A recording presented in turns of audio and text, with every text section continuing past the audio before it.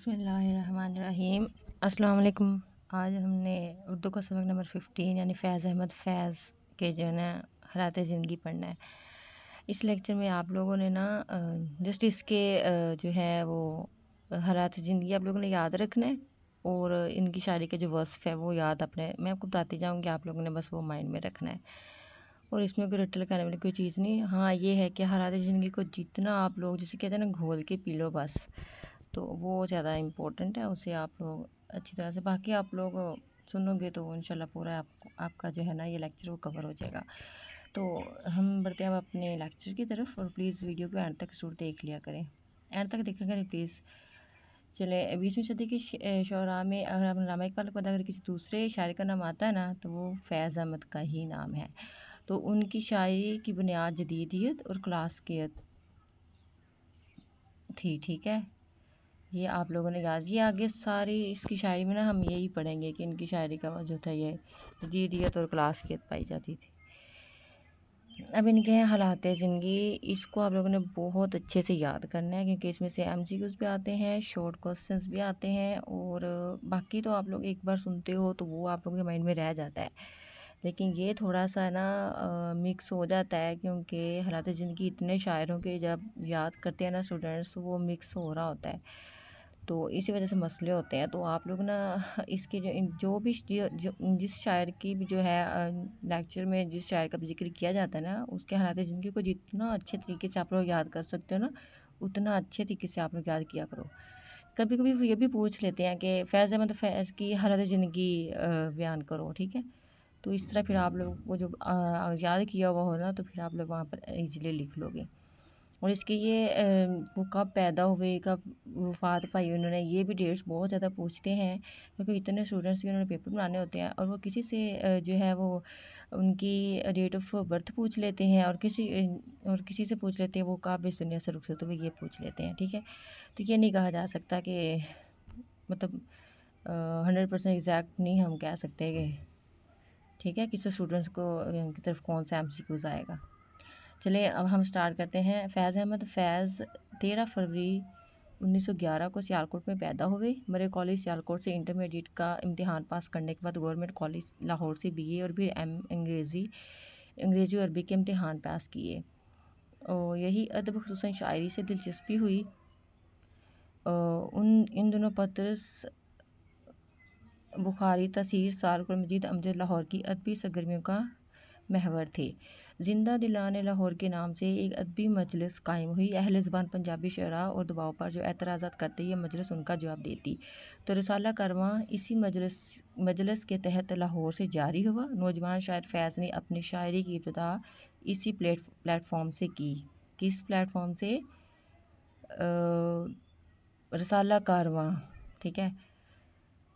اور آپ لوگوں نے نا یہ جو ہے اچھی طرح سے زندہ دلان لاہور کے نام سے ایک ادبی مجلس قائم ہوئی تھی، یہ آپ لوگوں کو یاد رکھنا، زندہ دلان لاہور سے، ٹھیک ہے، اور رسالہ کارواں جو ہے وہ اسی مجلس جو ہے کے تحت لاہور سے جاری ہوا، ٹھیک ہے، اور یہ بات اپنے اچھی طرح سے یاد رکھنی ہے۔ تو 1936 میں 1936 میں ایم اے او کالج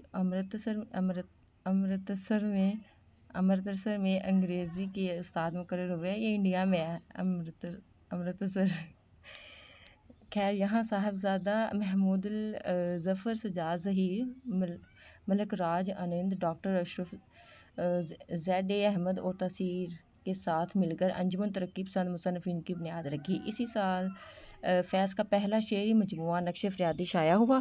کون سا؟ نقش فریادی شائع ہوا تو ہندوستان کی ادبی فضا میں تہلکہ مچ گیا۔ تو یہ آپ لوگوں نے یاد رکھنا ہے کہ ان سب کے ساتھ مل کر نا انہوں نے انجمن ترقی پسند مصنفین کی بنیاد رکھی۔ تو اس زمانے میں ادب لطیف کی واردات کے فرائض بھی انجام دیے، ٹھیک ہے، اور 1940 میں ہیلے کالج آف کامرس میں لیکچرار تعینات ہوئے۔ جنگ عظیم دوم کا آغاز ہوا تو فوج میں بھی خدمات سر انجام دی، یہ سلسلہ 1946 تک جاری رہا۔ 1947 کے آغاز میں پاکستان ٹائمز میں ملازمت اختیار کی، امروز میں مدیر مسئول رہے، یہ very important M C Qs ہیں۔ اس وقت تک آپ ایک نامور صحافی شاعر کی حیثیت سے اپنی پہچان بنا چکے تھے۔ قیام پاکستان کے بعد ٹریڈ یونین فیڈریشن کے نائب صدر مقرر ہوئے، مزدور نمائندے کی حیثیت سے جنیوا اجلاس میں شرکت کی اور 1951 میں پاکستان سیفٹی ایکٹ کے تحت راولپنڈی سازش کیس میں گرفتار ہوئے اور مقدمے کے بعد انہیں قید و بند کی صعوبتیں برداشت کرنا پڑی۔ ان کا دوسرا شعری مجموعہ دست صبا جیل میں ہی سپرد قلم ہوا۔ جیل میں کون سا مجموعہ تھا؟ یہ دست صبا شعری مجموعہ، ٹھیک ہے، یہ آپ لوگوں نے یاد رکھنا ہے۔ اس کے علاوہ تنقیدی مضامین کا مجموعہ میزان بھی جیل میں ہی سپرد قلم ہوا، یعنی میزان اور دست صبا یہ دونوں جیل میں ہی انہوں نے۔ انسان دوستی کی بنا پر ان کو لینن پیس پرائز سے سرفراز کیا گیا، ٹھیک ہے۔ رہائی کے بعد اسماعیل کالج کراچی کے پرنسپل کی حیثیت سے جذبات سر انجام دیتے رہے، خدمات سر انجام دیتے رہے۔ اس کے علاوہ national council of arts Karachi سے منسلک رہے اور حکومت پاکستان کے ثقافتی مشیر بھی رہے۔ فیض 20 نومبر 1984 کو خالق حقیقی سے جا ملے۔ ان کے محاسن کلام جدید اردو غزل اور اردو نظم کی روایت فیض کے بغیر مکمل نہیں ہوتی۔ انہیں رنگت غزل اور رزمیہ نظم دونوں پر کمال مہارت حاصل تھی۔ رومان اور حقیقت کے بہترین امتزاج نے انہیں غزل میں نظم کا لہجہ اور نظم گوئی میں تغزل کی لطافت تیار کرنے پر قادر کیا۔ تو منفرد تصور عشق، عہد حاضرہ کی کردار اور سیاسی رویوں پر تنقید، منفی معاشرتی رویوں کی تنسیح اور انسان دوستی کی تبلیغ فیض کے محبوب موضوعات ہیں۔ یہ ویری امپورٹنٹ کوسچن آتا ہے، ٹھیک ہے، شورٹ، یہ آپ لوگوں کو نا گھول کے پی لو، یہ تھوڑا سا مشکل تو ہے لیکن ڈٹا لگا لو اسے۔ خیر ہم دیکھتے ہیں نقش فریادی کے پہلے حصے جو فیض کی پہلی کتاب ہے۔ سر راہ ہم یہ بھی تذکرہ کرتے چلیں کہ اس کی تمام تر کتابیں یعنی مجموعہ نسخہ ہائے وفا کی صورت میں محفوظ کر لیے گئے۔ کس میں؟ نسخہ ہائے وفا۔ تو وہ نظمیں جو تھی وہ 1928 اور 1929 سے لے کر 1933 سے 1934 سے ہیں، ٹھیک ہے، وہ ساری نظمیں جو اس میں نسخہ ہائے وفا میں جمع کر لیے گئے تھے۔ تو اب اس کا شعر ہے فیض کا، رات یوں دل میں تیری کھوئی ہوئی یاد آئی، جیسے ویرانے میں چپکے سے بہار آ جائے، جیسے صحراؤں میں ہولے سے چلے باد نسیم، جیسے بیمار کو بے وجہ قرار آ جائے۔ محبوب حقیقت موجود نہیں، وصل کی گھڑیاں نہیں، وصل کہتے ہیں ملنے کو، لیکن فیض کی قوت متخیلہ دراصل انہیں ایک ایسا ماحول تخلیق کرنے پر قادر کر دیتی ہے جس میں فرق بھی وصل کی گھڑیوں کی طرح رنگین، پرسکون اور مسرت بخش بن جاتا ہے۔ پھر وقت گزرا اور 1935 کے بعد 1930 سے 1936 ترکیب پسندیت کا باقاعدہ آغاز، وہ ترکیب پسندیت جو روسی ترکیب پسندوں اور مارکسزم کے نتیجے میں ہندوستان میں آ رہی تھی۔ تو فیض شروع سے ہی ترکیب پسند تحریک کا حصہ تھا، اسی وجہ سے انہیں بہت سے مشکلات کا سامنا بھی کرنا پڑا۔ جو آپ خیالی زندگی سے نکل کر حقیقی زندگی میں آتے ہیں تو ایک یک لک زندگی کی تلخیاں آپ کو کچھ اس طرح سے کرتی ہیں کہ وہ سوچتے ہیں کہ خیالی زندگی میں نا ہماری انسان کی اپنی ہی مرضی چلتی ہے، لیکن جو حقیقت ہے نا وہ کچھ اور ہی ہوتی ہے، وہ ہماری مرضی کے خلاف ہوتی ہے، ٹھیک ہے۔ تو فیض کی نظم جاس اسی نظم کی نوعیت کی کیفیت ہمارے سامنے لاتی ہے۔ بربت دل کے تار ٹوٹ گئے ہیں، زمین بوس راحتوں کے محل مٹ گئے، قصہ ہائے فکر و عمل، بزم ہستی کے جام ٹوٹ گئے، چھن گیا کیفے کوثر و تسنیم، انتظار فضول رہنے دے۔ فیض آخر یہ محسوس کرتے ہیں کہ جو کچھ انہوں نے سوچا تھا نا وہ اگر حقیقتیں مل نہیں سکتا تو پھر کس بات کا انتظار، جو حقیقت ہے اس کو برداشت کرنا تو پھر کیا خیال سجانا، کیا مطلب خیال سجانے سے کیا ہوگا، کیونکہ حقیقت تو کچھ اور ہے، ٹھیک ہے۔ تو یہی بات وہ یہاں پہ کر رہے ہیں۔ خیر فیض کے ہمیں حقیقت اور رومان کا امتزاج ملتا ہے۔ نقش فریادی کا دوسرا حصہ اس کی بہترین مثال ہے۔ مجھ سے پہلی سے محبت میرے محبوب نہ مانگ، جا بجا بکھرے ہوئے کوچہ بازار میں، جسم خاک میں لتھڑے ہوئے، خون میں نہلائے ہوئے، لوٹ جاتی ہے ادھر کو بھی نظر، کیا کیجیے اب بھی دلکش ہے تیرا حسن، مگر کیا کیجیے مجھ سے پہلی سی محبت میرے محبوب نہ مانگ۔ شاعر محسوس کرتا ہے کہ ہر وقت ہجر وصال کے قصے سنا دینا ہی کافی نہیں ہوتا، مطلب زندگی محض غم جانا میں گل جانے کا نام نہیں، ٹھیک ہے۔ مطلب کہتا ہے کہ زندگی میں جیسے یہ عشق وغیرہ اور محبوب کے اداؤں وغیرہ کی تعریف کرنا، مطلب جو بھی یہ ساری چیزیں یہی نہیں ہے زندگی۔ جو ہم جو ہے نا وہ زندگی اپنے پیٹ کی توسیع کے لیے بھی زندگی جیتے ہیں، ٹھیک ہے۔ صرف وہی زندگی نہیں ہوتی کہ عشق کر لیا اور بس اپنے محبوبوں کی تعریف وغیرہ کرتے ہوئے زندگی گزر جائے گی، یہ زندگی میں اور بھی بہت کچھ ہوتا ہے۔ تو فیض کی شاعری میں ہمیں احساس تحیر اس وقت نظر آیا جب فیض کے ہمیں پاکستان کے بعد راولپنڈی کی سازش کیس کے نتیجے میں جیل گئے، ٹھیک ہے۔ فیض لکھتے ہیں، یہ داغ داغ اجالا، یہ شب گزیدہ شب، وہ انتظار تھا جس کا یہ وہ سحر تو نہیں۔ اب یہ یہاں پر بات کر رہا ہے 1947 میں جب پاکستان آزاد ہوا تھا نا، تب یہاں پر بات کر رہا ہے کہ جو کچھ ہم حاصل کرنا چاہتے تھے نا، جو دراصل ہماری منزل ہونی چاہیے تھی، ہم کو اس طرف نہیں، اس طرف کو ہم نہیں بڑھ رہے تھے، یعنی 14 اگست 1947 کو وہ صبح جو ہم نے دیکھ لی تھی، لیکن ہم نے یہ محسوس نہیں کیا تھا کہ اس کی شف کی سرخی میں کتنے بے گناہوں کا لہو شامل تھا، یعنی جب پاکستان آزاد ہوا تھا نا، تو کتنے لوگوں نے اپنا خون، مطلب کتنے لوگ شہید ہوئے، اور ان کا خون جو ہے وہ ہمارے وطن عزیز کے لیے انہوں نے اپنے جانوں تک کی قربانیاں دے دیں، ٹھیک ہے۔ اور پھر وہ کہتے ہیں کہ یہ وہ بنیاد تھی جس نے پاکستان کو زیادہ مملکت بنایا تھا، ٹھیک ہے۔ اور انہی لوگوں کی لاشیں جو ہیں اس لکیر پر گری تھی، ٹھیک ہے، برصغیر میں، جو جس لکیر نے پاکستان اور ہندوستان کو علیحدہ کیا تھا نا، اور جو درمیان میں جو لائن رہتی ہے، وہ بات کر رہے ہیں کہ اس پر کئی شہیدوں کی جو ہے لاشیں اس لکیر پر گری تھی، ٹھیک ہے۔ اور اس کا نتیجہ یہ تھا کہ ہمارے ہاں بعد میں ہوا کیا کہ جو بڑے طبقات جو تھے نا، وہ اپنی خواہشات کی تسکین کر رہے تھے، لیکن مملکت پاکستان جس مقصد کے لیے قائم کی گئی تھی، یہ وطن عزیز جس کے لیے حاصل کیا گیا تھا، ٹھیک ہے، ہم اس طرف آگے نہیں بڑھ رہے تھے، ٹھیک ہے۔ تو یہ بات کر رہے ہیں، مطلب جو ہمارا مقصد تھا نا، وہ ہمیں حاصل نہیں ہوا، کیونکہ جو ہے نا، جب پاکستان بنا تو اس کے بعد بہت کچھ جو ہے نا وہ ظاہر ہے مسٹیکس بھی ہوئی لوگوں سے، جس کا آگے ہم مثال کے طور پر یہ نظم جس کا نام زندہ کی ایک شام ہے کہ یہ ٹکراؤ دیکھیے کہ جس پر ہم بعد میں بات کریں گے کہ فیض اپنی پریشانی کو، اپنے مسائل کو بھی جو ہے وہ رومان کے انداز سے پیش کرتے ہیں۔ اچھا وہ نا ایسے بھی یہ شعر دیں گے دو، اور وہ پوچھ لیں گے کہ جی یہ کون سی نظم ہے، ٹھیک ہے، فیضم کی، تو آپ لوگوں نے یہ بتانا ہے کہ یہ زندہ کی ایک شام ہے، ٹھیک ہے۔ شام کے پیچھوں ہم ستاروں سے زینہ اتر رہی ہے رات، یوں صبح پاس سے گزرتی ہے جیسے کہہ دی کسی نے پیار کی بات، صحن زندہ کے بے وطن اشجار سرنگ و مہو ہے بنانے میں دامن آسمان پہ نقش و نگار، تو آسمان کے دامن پر نقش و نگار انسان کو متحیر کرتے ہیں، کیونکہ ان نقوش تک نہ تو ہماری پہنچ ممکن ہے، نقش ہوتے ہیں ان کو نقوش کہتے ہیں، اور نہ ہم واضح طور پر ان کے متعلق کچھ کہہ سکتے ہیں۔ فیض ان مصروں میں ہمارے سامنے اس قیدی روپ کے سامنے میں آ رہے ہیں، لیکن اس قید و ہند میں جو آغاز کے دن تھے، قید و بند میں جو آغاز کے دن تھے، فیض کے ہاں یہاں بھی رومانویت ہے، لیکن بعد ازاں زندہ نامہ میں جب یہ قید بڑھتی چلی جاتی ہے، پھر فیض کے ہاں رومانویت تو قائم رہتی ہے، لیکن مایوسی کا غلبہ، مطلب وہ مایوس بھی پھر ہو جاتے ہیں۔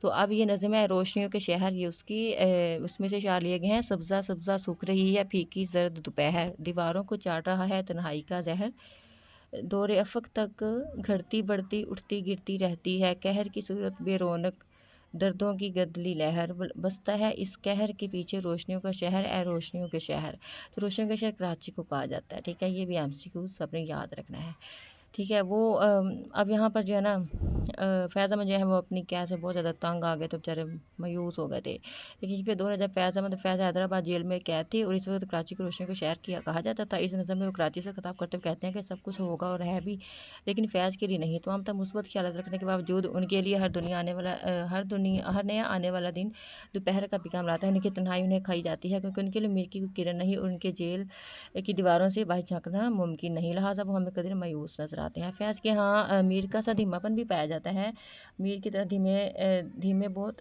لیکن میر کی طرح دھیما پن جو ان کا تھا نا وہ کم عرصے کے لیے تھا، لیکن ان کے ہاں غالب کی جیسی نانیت یعنی انا پسند وہ زیادہ تھے۔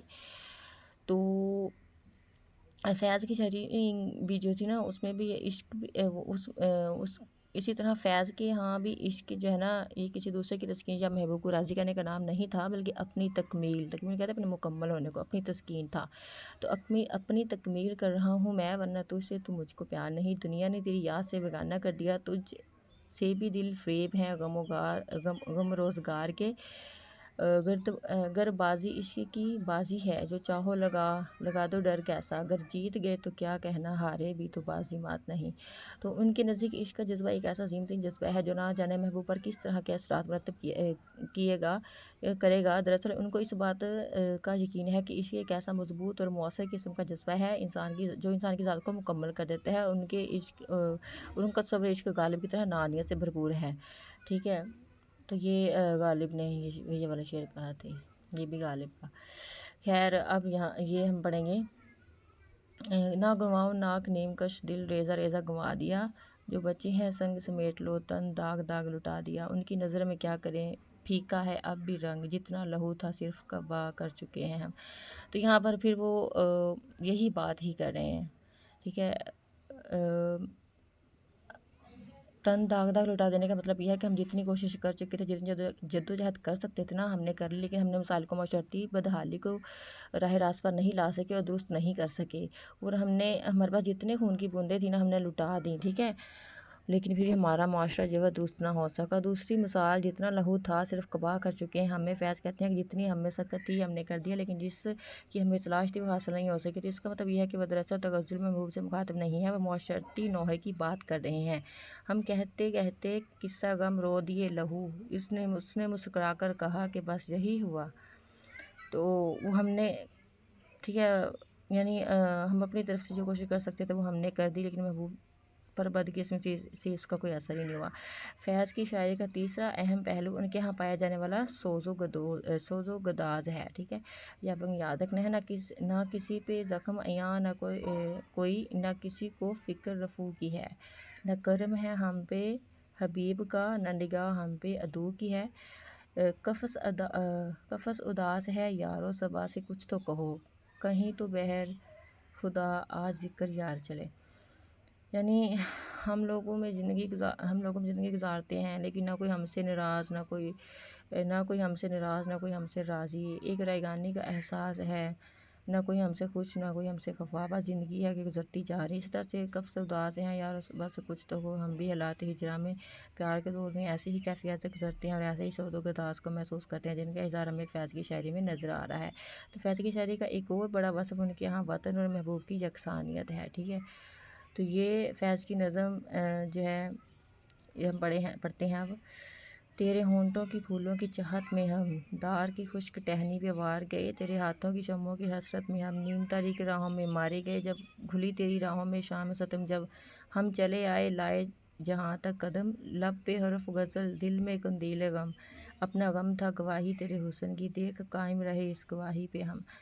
تو اسی حصے میں فیض اپنے محبوب سے مخاطب ہے، لیکن حقیقت یہ ہے کہ وہ محبوب کے پیرائے میں وطن سے شکوہ کر رہے ہیں۔ تیرے لیے کیا کچھ نہیں کیا جاتا، ہم جا سکتے تھے جس میں ہم نے اپنی انگلیاں خون میں ڈبو دی، یہ پھر وہی بات کر رہا ہے، لیکن تیرا وصل تیرا تبسم ہمیں نصیب نہ ہو سکا۔ تو پاکستان اسلام کے نام پر حاصل کیا گیا تھا، جسے جمہوری ہونا تھا، جب اس میں وہ سر عامر آ گئے اور انہوں نے اپنا کردار ادا شروع کیا، وہ کام کیے جو انہیں زیب نہیں دیتے تھے، ٹھیک ہے، اور نہ ہی وہ پاکستان کا مقصد تھا۔ تو پھر لہٰذا فیض نے پاکستانی عوام کو ظالموں سے، ان جابروں سے آزاد کروانے کے لیے انقلاب کی شاعری کی۔ تو انہوں نے کہا کہ جی آگے بڑھ کر ہم چھین لیں اپنا حق، ٹھیک ہے۔ اب وہ نظمیں پڑھیں گے ہم۔ لازم ہے کہ ہم دیکھیں گے جب راج کرے گی خلق خدا، بول کے لب آزاد ہیں تیرے، بول کے تھوڑا وقت بہت ہے، اے خاک نشینوں اٹھ بیٹھو وہ وقت قریب آ پہنچا ہے۔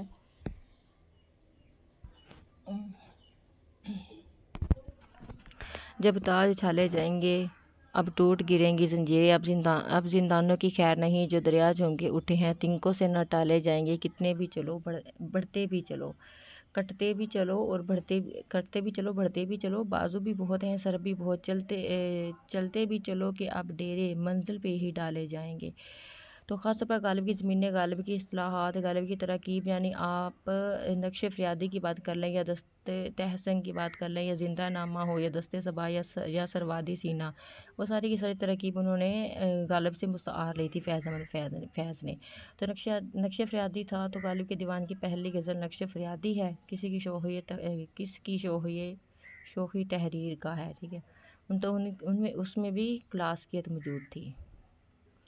خیر آج کا ہمارا لیکچر یہاں پر ختم ہوا۔ لیکچر بہت زیادہ ایزی تھا، اور اگر آپ لوگوں نے بس سن لیا تو بس حالات زندگی کو اچھی طرح سے یاد کر لیجیے، انشاءاللہ جب آپ لوگوں نے سارا لیکچر سنا ہوا ہوگا نا، تو جہاں سے مرضی وہ MCQ اٹھا کے دے دیں، جہاں سے مرضی وہ کوسچن بنا کے دے دیں، آپ لوگ اسے ایزیلی سولو کر لیں گے، اور انشاءاللہ 100% آپ لوگوں کا جو ہے نا وہ پیپر اچھا ہو جائے گا۔ اور پلیز کمنٹ سیکشن میں آ کر بتایا بھی کریں کہ آپ لوگوں کے پیپر کیسے ہوئے اور کیسے ہو رہے ہیں، ٹھیک ہے، باقی تاکہ دوسرے اسٹوڈنٹس کی بھی ہیلپ ہو سکے۔ اور پلیز آپ لوگوں کو اگر ہماری ویڈیو پسند آئے تو لائک شیئر اور سبسکرائب بھی ضرور کر دیجیے گا، اور اپنی دعا میں بھی یاد رکھیے گا۔ باقی تھینک یو سو مچ، اللہ حافظ۔